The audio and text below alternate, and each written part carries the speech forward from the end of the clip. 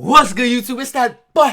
Everybody know, aka the drippiest nigga UJ, the real nigga, aka Blase, and I'm back. Back with another video, man. Yes, sir. And today, I'm here with. You just. Oh shit, Alexia. My fault.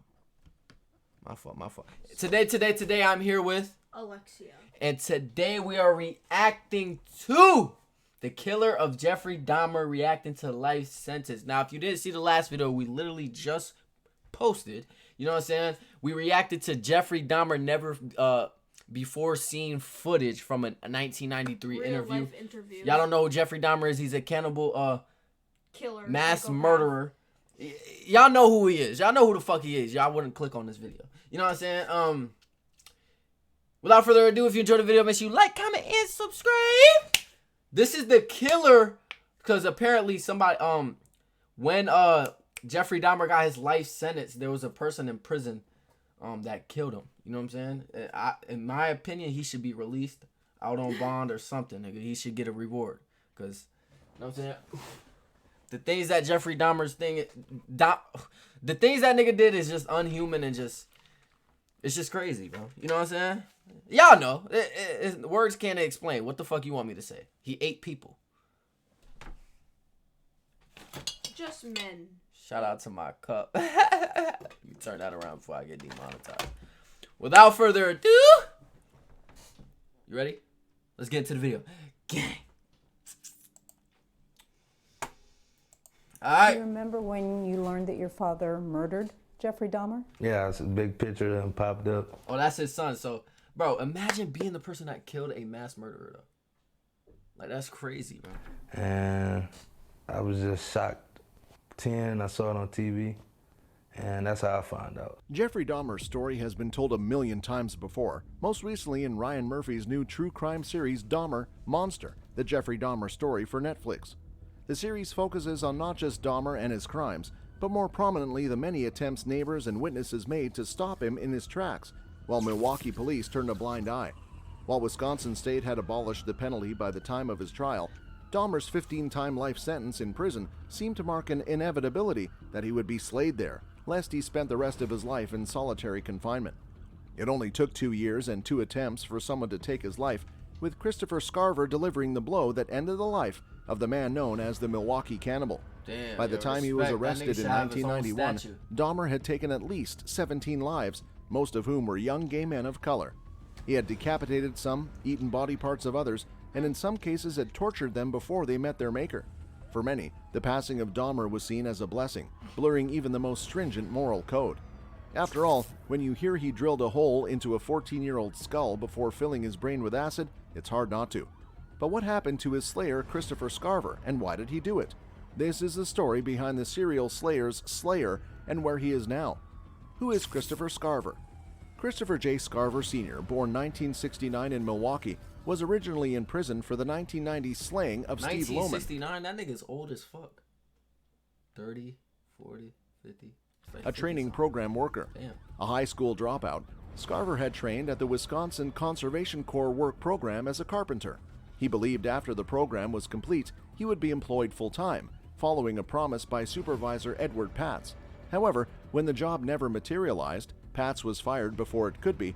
An angry Scarver had returned to the center in order to confront him about it. By that point, Scarver had been using marijuana for a number of years and had been drinking heavily. He'd also started getting motivated by a voice inside his head declaring him the chosen one.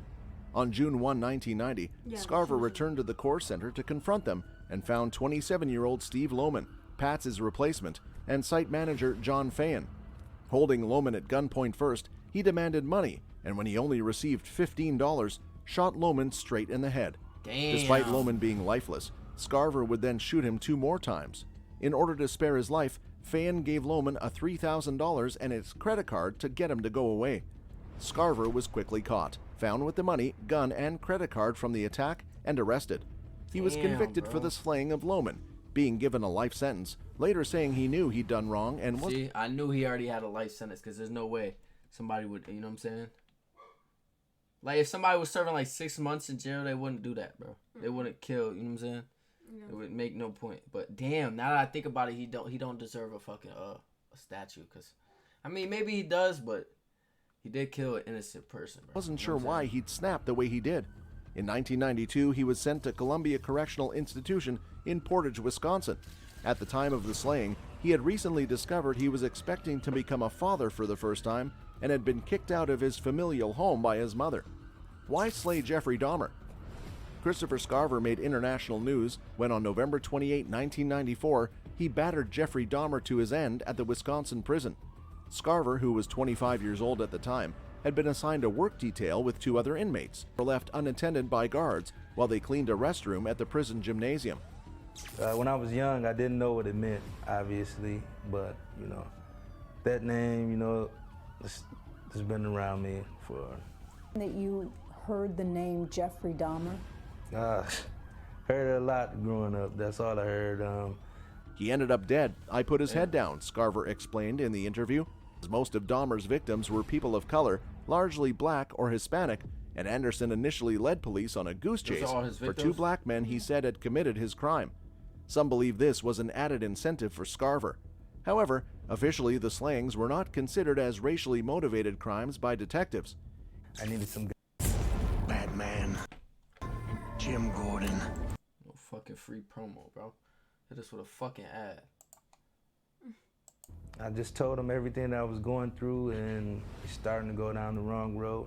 And I started to, well, that's why I wrote him. You know, I didn't know what to do, how I felt about me and his relationship, all those built up years, all that pain that I had, I finally just let it go. He crossed the line with some people, prisoners, prison staff. Some people who are in prison are repentant, but Dahmer was not one of them, he told the paper. He claims among Dahmer's pranks, he would use ketchup packets to mimic blood, and would shape prison food into the shape of body parts to play up his Milwaukee cannibal persona. This was later seemingly backed up by Madison pastor Roy Ratcliffe, who said he'd been told by prison guards Dahmer would joke, "I bite," and had a Cannibals Anonymous meeting poster in his cell. However, this claim was rebuked by Gerald Boyle, who had defended Dahmer at his trial, saying taunting wasn't the serial slayer's style. Dahmer was such a milquetoast. He would have never done that stuff, Boyle told media. He slayed people, but he didn't taunt people. I never saw him do anything that would lead me to believe that he would mimic the passings that he caused. I just don't believe that.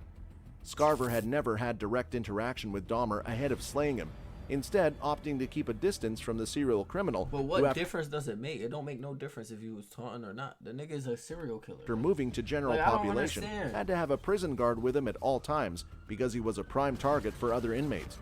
In the last few months of his life, Dahmer had also become a born-again Christian after studying the Bible, with his baptism occurring just months before his passing.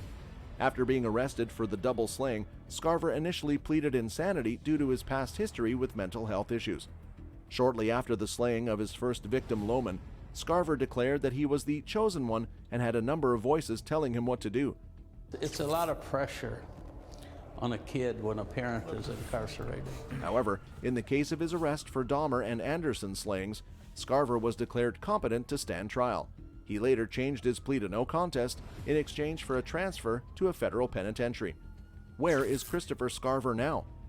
At the time of this video, as per his convictions, Scarver remains in prison at Centennial Correctional Facility, Colorado. He has since been diagnosed with schizophrenia with behaviors that have been considered a danger to himself and to others. What's he continues to be schizophrenia? What is highly that? religious and has turned. You know what that is? Schizophrenia. Look that up real quick.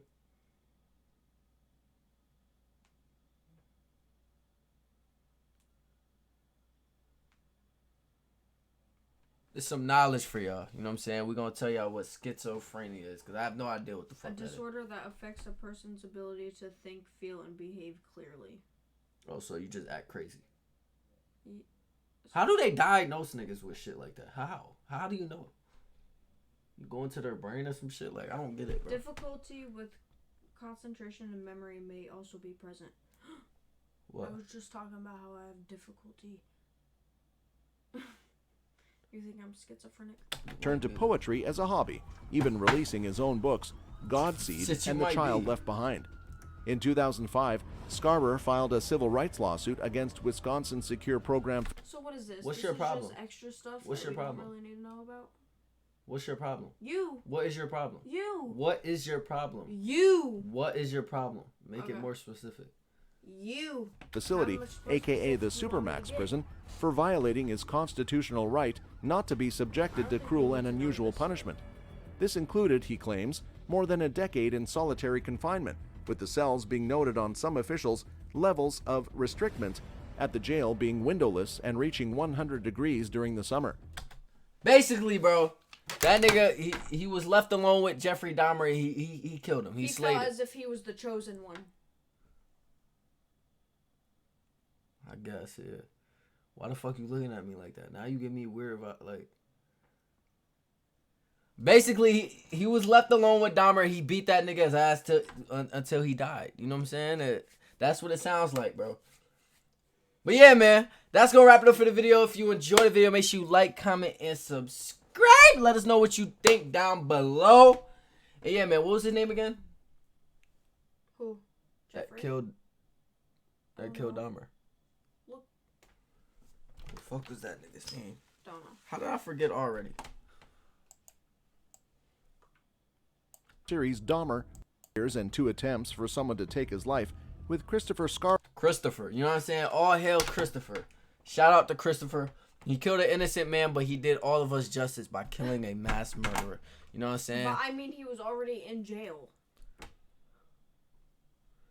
Without further ado, that's gonna wrap it up for the. Would you, if you was serving a life sentence in a girl's correction office or in a woman's jail, prison, and there was a mass murderer woman, cause you're Indian, right? Or you're Guyanese, and she killed only Guyanese people, like 20 of them, and you're already serving life for murder. Would you kill her? I would stay the fuck away. Promise you that. Why? She killed your people, though. That's your heritage. That's your culture. Yeah, but... So you wouldn't take pride in just doing the job? But did he get the electric chair after that? Like, what happens? Nah, he's still in prison, they said. Oh, okay. So, yeah, I don't care. How would you do it? This bitch is a murderer! I don't know. You're a fucking bro. I knew you was crazy. I knew you was fucking crazy. Have, like, any actual silverware. But see, nowadays, if it happened now, a killer like that would be in protective custody.